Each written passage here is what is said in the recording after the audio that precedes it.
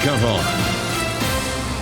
Give you this live look at the legislative building downtown Raleigh right now at noon, where state lawmakers this afternoon will be discussing whether to call for a constitutional convention. They want delegates from the states to be able to propose changes in term limits for federal officials and members of Congress. WRAL Capitol Bureau Chief Laura Leslie is live at the state legislative building to explain how it could work. Laura. Renee, the U.S. Constitution provides two ways to make changes to it. The usual way is that Congress passes an amendment, a constitutional amendment, and then 38 states have to ratify it. But the other option allows states to propose amendments on their own if Congress won't do it.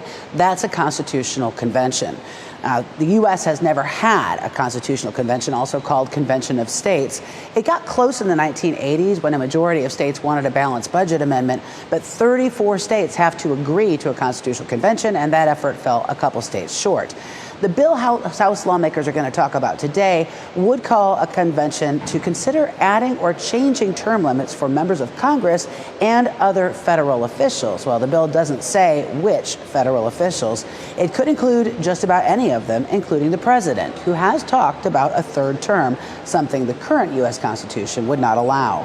The bill also says delegates could propose reining in federal spending and federal power.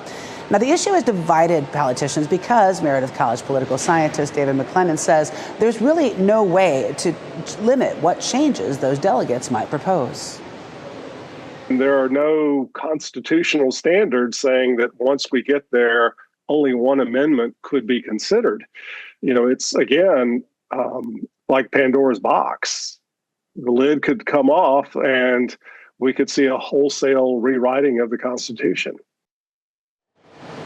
Now, supporters of the bill are downplaying that concern. They say, they believe states can put limits on the ideas or issues that their delegates could propose.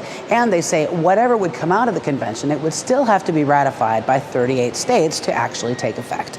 Laura Leslie, WRAL News, live in Raleigh.